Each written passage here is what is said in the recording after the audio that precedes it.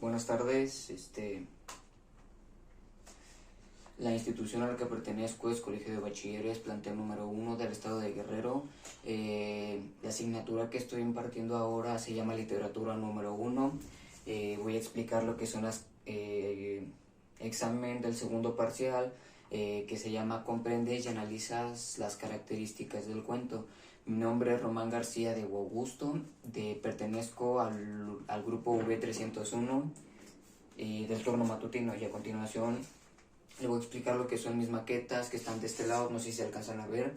En un momento se les voy a explicar. Bueno, les voy a explicar lo que es el cuento. En el año 2013, Alice Munro, mejor conocida como Jeffs canadiense, obtiene un premio Nobel, y es la primera ocasión que se le otorga el reconocimiento por su trabajo, mayoritariamente en el género del cuento, así otorgándole un merecido reconocimiento a este género que ha sido desenseñado. Bueno, también existen 7 características del cuento, que es narrador, ficción, argumento, línea argumental, personajes, unidad de afecto y extensión. Bueno, la narrativa está integrada por una sucesión de hechos que se sostiene por la trama. La ficción, esta puede ser basada en hechos reales o ser pura ficción con un poco de realismo. El argumento, en su estructura, los hechos se entrelazan y se presentan con un formato definido.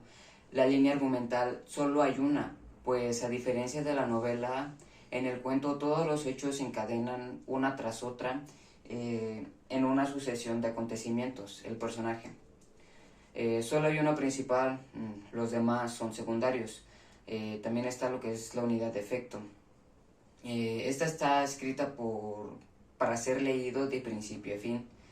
También está la que es la extensión, y esta habla sobre el cuento debe ser breve. Perdón, también está lo que es la estructura externa e interna. Y bueno, es el contexto narrativo, al conjunto de elementos que contiene la historia y personajes. Lugar y tiempo y narrador. También existe un sinfín de formas y matrices para elegir la realidad literaria en la que se narra. También está lo que son el aspecto interno, y esto se refiere a lo sucedido o un hecho o una historia ficticia. El texto narrativo, además, es el relato de acontecimientos que cumplen las características y elementos que ya se han mencionados. Y desde el punto de vista estructural, todo cuento debe de tener una unidad narrativa. También está el nivel contextual.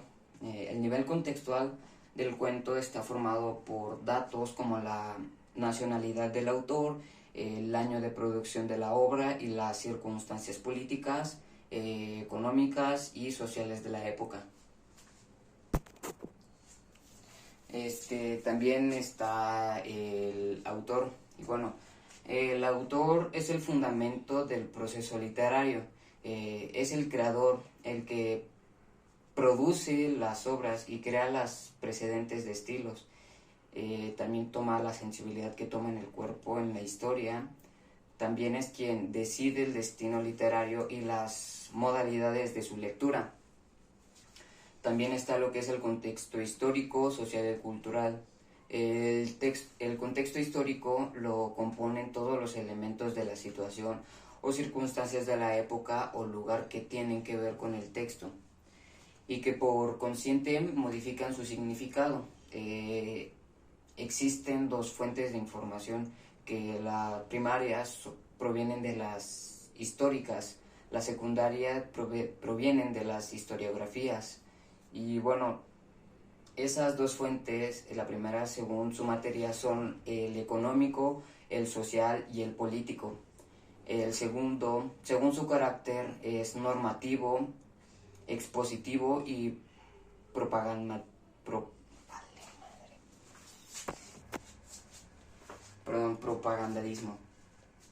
También hay como 18 corrientes literarias. A continuación lo voy a explicar. Y bueno, la primera, que es corriente literaria, son los movimientos o corrientes literarias. Son tendencias artísticas que surgen en diferentes épocas, de acuerdo con los acontecimientos históricos, circunstancias y los estudios fisiológicos del momento. También está el medioevo. En esta, la Edad Media abarca desde la caída del Imperio Romano hasta el Renacimiento, restableciendo y renovando por el romanticismo y el modernismo del siglo XIX. El Renacimiento es el periodo histórico que sigue la Edad Media. El Renacimiento comienza con la unidad española bajo el gobierno de los reyes católicos y dura hasta el fin del siglo XVI. El siglo de oro, época de brillantes producciones literarias, también llamada Edad de Oro. En sus inicios coincide con el Renacimiento y con el máximo esplendor imperial de España. El gongorismo.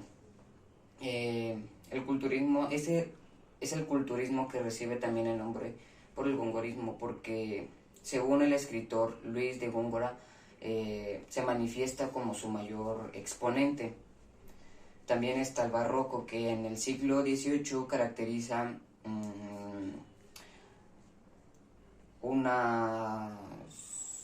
varios elementos que al momento el conocimiento de belleza está en la complejidad, la expresión retorcida de elementos y juegos de palabras. También está el neoclásico. En su creación es muy limitada. Su marco histórico en el siglo XVIII y su característica primordial es la imitación de los clásicos y una frialdad temática. El romanticismo, esta es la tendencia que surge como reacción al neoclásico. El escritor romántico se afirma en su yo y en el liberatismo político del siglo XVIII. Se siente un ser incomprendible y a la vez único y original. El clasismo es un ideal del Renacimiento basado en la tradición primordial que surge del filósofo griego Pitágoras. El ser humano es la medida de todo que es de todas las cosas. El costumbrismo, en este predominante es la narrativa. Es una tendencia literaria que refleja las costumbres de un país o región. El determinismo. La ideología de esta corriente literaria sostiene que todo hecho es resultado de la casualidad, la herencia y el medio ambiente lo determina todo. El existencialismo. Esta corriente filosófica sitúa al individuo en el centro de la existencia y está caracterizada por el subjetivo. El idealismo es el opuesto del realismo y del naturalismo. Esta corriente literaria tiende a idealizar la realidad, determina como verdadero el mundo de las ideas. El naturalismo. El naturalismo observa y sobrepone a la imaginación. El realismo busca la objetividad y lo que caracteriza un espíritu de reproducción fotográfica, aspira a captar la vida tal y como es. El vanguardismo. En este periodo se requiere experimentar con temas y técnicas originales, aspira a romper con el pasado y crear una lírica de grandes valores visuales y auditivos. El modernismo.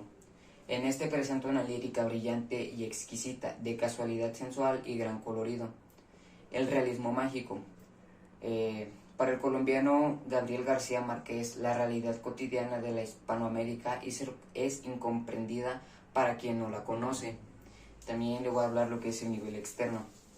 Es el conjunto de relación que une un texto con otros textos de distintas procedencias, ya sean del mismo autor o de otra misma época.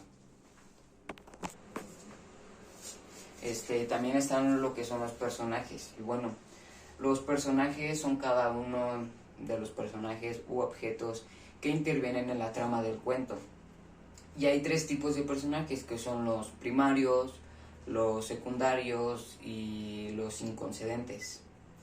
Bueno, también está lo que es el narrador, y en este el narrador es un personaje dentro del texto literario, cuya misión es contarnos la historia. Y existen cuatro tipos de narradores, que son los omniscientes, observadores, los protagonistas y los personajes secundarios. También está lo que es el espacio. El espacio es el marco físico donde se encuentran los personajes y los ambientes geográficos. También está lo que es el social, en los que se ejecutan los hechos, exterior, real, fantasismo, subjetivo y objetivo. También está lo que es el tiempo. El tiempo narrativo es el lapso en el que suceden los hechos que se narran. El tiempo puede ser explícito o deducirse del ambiente en que desenvuelven los personajes. También está lo que es el lenguaje literario. Este emplea vocales poco usuales en la vida cotidiana, como el culturalismo, lo que son las voces insolentes, los arcaicos y entre muchos otros. También está lo que es el contenido afectivo, y en la descripción de los elementos afectivos presenta en la narración y están sujetos a dos tipos de funciones del lenguaje. Bueno, una disculpa por hacer muchos cortes, la verdad es que bueno, no hace falta que le explique, pero bueno, en conclusión de todo lo que le he dicho, se me hace para mí un recurso muy importante, ya que toda la característica de un cuento puede ser base de otros géneros literarios, del género narrativo. Y bueno, ya que su libertad como su facilidad nos brinda otros recursos más innovadores para crear, y su importancia dentro de mi punto de vista siento que es muy importante a la hora de hacer otros tipos de textos o narrar otro tipo de textos. Y listo. Gracias. Bonita tarde.